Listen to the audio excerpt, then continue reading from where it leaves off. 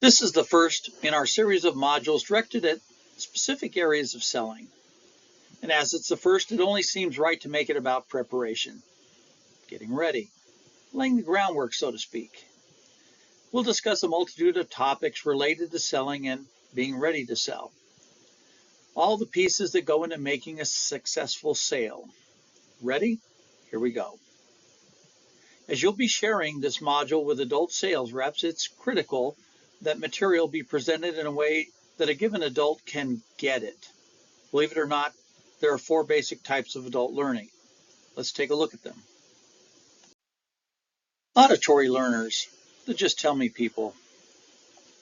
They learn best by hearing the material. They enjoy podcasts more than blogs, seminars more than manuals, hearing the dialogue of a role play more than seeing it. Therefore, we incorporate a video with every module. Visual learners, show me what you got. Now this set of learners prefer the video, but for a completely different reason. They want a visual of what they're hearing, just as they do with a seminar. They prefer a music video over Pandora, a concert over a CD. They love the interaction of watching the role play more than hearing what's going on. Read writing learners, let me jot this down. Now we go into another learning realm. My kids can show and tell me all day long about how to navigate a computer program, but unless I take notes, well, let's just say it doesn't end well. For these adult learners, there is something in how their brain works that the best path to learning and retention is through media, such as note-taking, handouts, literature, the manual people, etc. It's why we include a script and have a written test with each module. Kinesthetic learners. I can do it myself, thanks. These are the ones who volunteer for role-playing, and they're not messing around. They're truly the don't show me how to hammer, don't tell me how to hammer, and for sure don't make me read about how to hammer. Just give me the darn hammer and let me try it. They truly are the trial and error pros. They don't typically fear failure as they see it as a means to an end. So for them, we encourage role-playing or using the applications the modules have in them. Involve them in the discussions along with the auditory and visual learners. Don't worry too much about the read writers, although some interaction is always going to be required. They tend to do just fine with the content. But be aware of the ones who are not interacting or taking notes at all. Require that they get on the field and out of the stand, so to speak. That should be a red flag. What you should expect from this module. All the content is included in written form. Feel free to take notes along with the video. They'll be an asset during role-playing and discussions, not to mention a great reference to review next time a call, lead, appointment, or meeting doesn't go quite as planned, Murphy's Law. There's a test included and a master for the module purchaser to use to evaluate how well the content was understood and or received. It's our intent for this module to refresh and educate sales reps of all tenures on the concepts within this module. Feedback is always appreciated. It is how we improve who we are, what we are, as well as the product we offer you, our clients. Module number 1, the prep, aka getting your head on straight. Definition of preparation, the action or process of making something ready for use or service or getting ready for some occasion, test, or duty. Number 2, a state of being prepared. Also keep in mind that you never get a second chance to make a first impression. Many items here will apply. Let's just start at the beginning. How important is a good night's sleep in relation to peak performance? It's stated that without consistent sleep, you might experience brain fog, lack of energy, moodiness, the munchies, and weight gain. Poor sleep can lead to an increased risk of diabetes, heart disease, depression, and a compromised immune system. This means if you don't sleep well, you might find yourself getting sick more often than your peers and coworkers, and you might take longer to recover. Ask yourself, is that really how you want to start off your day of selling? Yes, you may indeed be young, virile, and can definitely get by on 3 hours of sleep a night, but I promise you, you can't pull it off indefinitely. Biology is biology, and sorry to burst your bubble, but you're only human and that lifestyle will catch up to you and affect your performance. A good night's sleep should be followed by a good breakfast. And once again, coffee and donuts are not a food group, much less a substitute for a well-balanced breakfast. Tell you what, for those doubting Thomases out there, take a challenge. 3 hours sleep a night, and coffee and maybe a donut for breakfast for a month. Then you document how you felt during the day, any energy crashes, etc. Then 6 to 8 hours of sleep a night and a good breakfast. Cereal, not Lucky Charms, or eggs and bacon for a month. Then do an honest evaluation and you decide which is better. Enough said. Get up in time to do your morning ritual and not have to rush out the door after grabbing the cleanest smelling outfit you could find.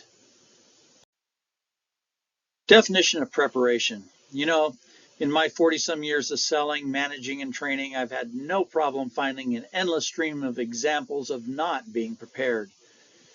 Ignorance, unconsciously incompetent. Newbie syndrome, consciously incompetent. Stupidity. What product knowledge? Arrogance. I've been selling for years, boy. I got my own process. Actually heard that one.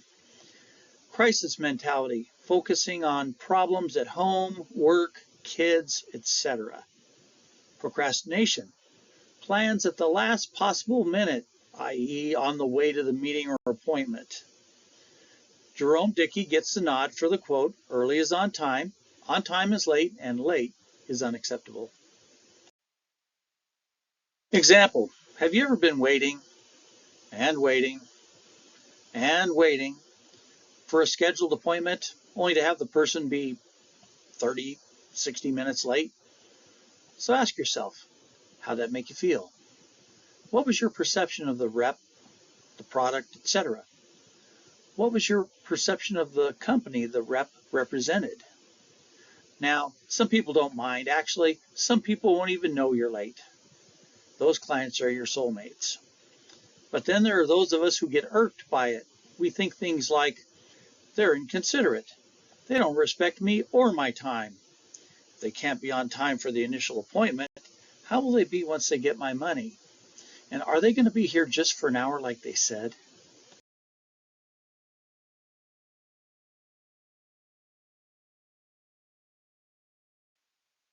So we can all see the negative aspects and landmines of tardiness, being late, or even missing an appointment altogether. Ever experienced a no-call, no-show? Extremely disrespectful. I simply won't entertain a reschedule for any reason in that case. So look, we've all been late, ran late, but be professional about it. Be considerate and give the client the courtesy of a quick phone call. Oh, and just a note of caution, resist the urge to overpromise and again underdeliver, i.e., I'm sorry, but I'm just 10 minutes away. I'll be there soon. When you know full well you're no less than a half hour out, even with a tailwind. Do you have reps who are constantly late? Are you one of those reps? Owners? Well, owners, your supervisors and managers and you are the example. As an owner, you have the right to come and go as you please. Your managers and supervisors should not. If you're the one giving the meeting, etc., you don't have the right to be late and keep everyone waiting. Oh, you can go ahead and try and justify it here, but the example you're setting isn't a good one. So what to do? For owners, managers, do what was done to me and what I've done as well. Lock the door to the sales meeting. First, to be fair, you need to lay out the parameters. Tell your reps a program like, people, we have one sales meeting a week. It starts at 8 a.m. sharp and you're expected to be in the room by that time. If you're not, the door will be locked. Go home. Your appointments will be rescheduled with other reps who are on time, and you'll receive a warning notice. Try putting a sign on the door that says, "Do not knock and interrupt my sales meeting." Then do it. The rep it happens to will get the point. The other reps will get the point. And trust me, the tardy rate will diminish, and or the chronically late reps can be terminated or reassigned to check-in reps as they arrive for your sales meeting. Win-win. Trust me on this. If they're showing up for your meetings late, they're showing up for your appointments late. You own the lead. You own the appointment. You're just allowing them to represent you and your company. So not only is timeliness important to the prep, being that they don't care how much you know until they know how much you care, but a host of other factors need to line up as well. Let's take a look at them. On time? Done. Product knowledge training, better known as PK. Owners, managers, reps, you're not prepped unless you know your product, services, programs, company, etc. Unless you, the manager or owner, delegate the PK training, hopefully to a person who has the most PK in your business, you are the responsible party for this. In general, you want the sales presentation to flow naturally, not be read from a book or PowerPoint. That type of presentation only serves to undermine the credibility and PK of the rep doing it. We want your reps to be the authority, the professional, the designer, etc. Not a company who's using the clients as guinea pigs while the reps practice on them. There are many manufacturers, distributors, suppliers, etc. who will provide ongoing PK training for your team. Often you just ask. If not, do not leave it up to the rep to train themselves, or you'll get exactly what you deserve. The rep, knowing the correct or right product for the client's needs, wants, and desires will only help in landing them on the product that the client, want to move forward with. We strongly suggest taking the time to develop a quiz for each product, service, program you train on. You should be looking for the reps who take notes, and even more so for the ones who don't. Then have just a 10-question quiz at the end, and do it publicly. You train publicly, test the same way. Peer pressure can be a strange motivator. So you can use results-based affirmation. You don't pass a quiz, you don't get the privilege to sell, to earn money, to present your company in the best light. To some, these tactics might appear harsh, locking the door, making them pass a PK quiz. Well, to those people I'd say, it's your company. Those are only suggestions from 40 years of selling, training, and managing. Do as you like, but expect mediocre sales numbers, reps performance, and profit numbers to do otherwise. Life is hard. Doing sales is hard. Make your training hard so that your sales process in front of your clients is easy and second nature. Trust me on this. You can thank me later. Appearance and smell. Seems like a given, doesn't it? Then there was a rep who decided to show up to an in-home appointment in shorts and flip-flops. And the published dress code notwithstanding, he tried hard to justify the look. Note, there was no sales manager overseeing that rep on appointments. I discovered he arrived late, dressed inappropriately, cut short presentations, missed some altogether, and was not following any company presentation process. We suggest reps review themselves in a full-length mirror before they go off to work or into the field. Full-length mirrors are under $40 at Amazon. We also suggest the company have one for reps to use before they leave the office. They're good to put in each bathroom. We've all met or have been someone who must have forgotten their deodorant, or it simply failed miserably. If we or they were lucky, a well-meaning person would gently let us or them know that their body odor arrived a bit before they did. Your client would be somewhat put off by the odor to one degree or another. Those with sensitive noses simply won't be able to hang and will cut short the interaction, regardless of where it's at. Others will just be so distracted by it They won't hear half of what you're saying anyway and will look for a polite way to exit stage right. Poor grooming habits affect everyone, be it a bad hair day, breath that could knock a vulture off a dead body, bad teeth, or various pieces of a previous meal kept for later in the aforementioned teeth, mustache, beard, tie, etc. Wrinkled or dirty clothes. Forgot, no time to iron, wash them excuse. Even shoes should be in presentable condition, and all the above concisely addressed in your written company dress code. If your company doesn't have one, an employee manual which incorporates a dress code would be a great addition and can prevent many employee complaints and issues. It also gives your HR a break from, well, all of the nobody told me lines. The presentation. A rep's, account managers, etc.'s job is to learn the company's presentation, products, programs, services, whatever.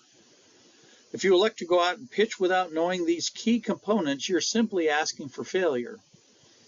Having to read off PowerPoint verbatim or reference a product sheet to do the presentation isn't a good experience for the rep or the prospects in most cases. Sure, there's always going to be someone smooth enough to schmooze their way through it, but ask yourself if that's really what you're looking for to represent your company or brand. Scripts. I believe memorizing scripts is a significant way to develop a rep's presentation, not so that they can go out and be a robot with no inflection. Instead, I have and suggest memorizing it as it contains all the bullet points you'd like to convey, and then have the rep use it as a foundation to make it their own. Your points, their style, and personality. It's a wonderful thing to experience when it comes together. Example, I was at a hiring event for a national home security company, and I have home security experience. About a dozen candidates were around the table. I was only slightly older than the oldest at the time. We were all given a brief spiel to do. Each gave it a shot, some better than others.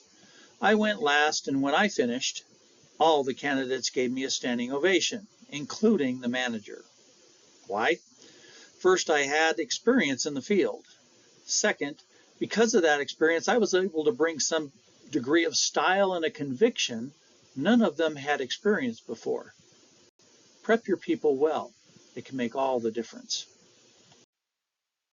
Role play. This should be done through role play until they can pass your bar for a quality presentation.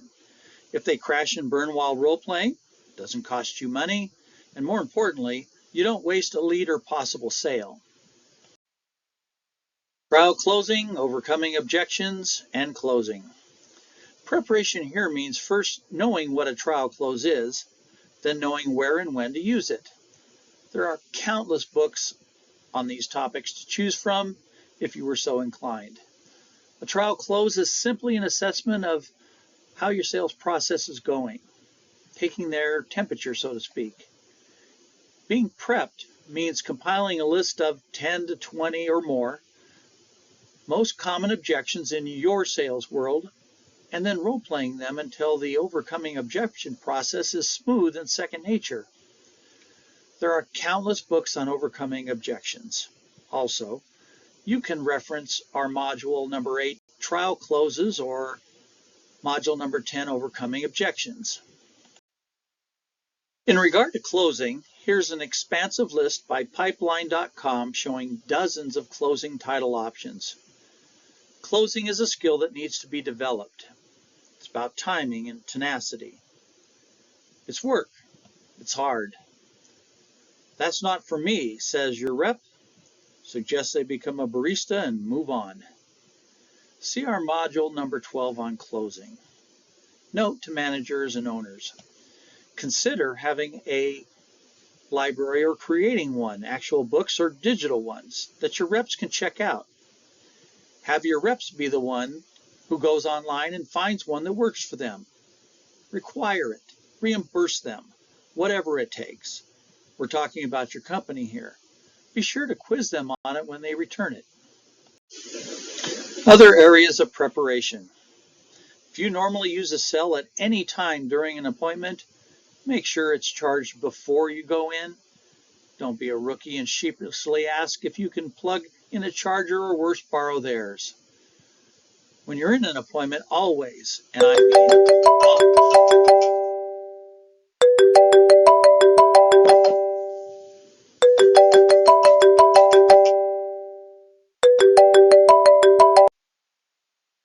always have your ringer off. Be prepared here. Do the prep, please. And if you screw up and it rings anyway, silence it as fast as humanly possible and apologize for being so inconsiderate. And don't ever answer it. Note to managers and owners, don't require your reps to answer a call from you in an appointment. You usually don't have an idea where they are in the process, and few things can spoil a closing situation better than a rep saying, "Sorry, I have to take this call." Other areas of preparation. If you just had a fight with your significant other, they just left you and/or ran away with your best friend and your dog, you have two choices and only two choices. Professionally and mentally set it aside, compartmentalize it for the appointment, then cry and write a sad country song after. Or reschedule, assign it to another team member ASAP. Apologize and let them know an emergency's come up and is there any way you can make it up to them at another time. There is no third option here. Do not go in if your head is not right. Ever. Period. Other areas of preparation. Never park in a client's driveway unless they specifically give you permission, and then only if your vehicle never leaks. Never park in front of your appointment's house more than 5 minutes before the appointment time. It just looks creepy. Have a clean car. Seriously. A filthy car doesn't reflect bad on me or the company, said no professional ever. And for the love of all that sails, take the time to learn your appointment's last name. Introduce yourself like, "Hi, Mr. and Mrs. Customer, I'm Reagan." If they want you to call them by their first name, they'll tell you right about now.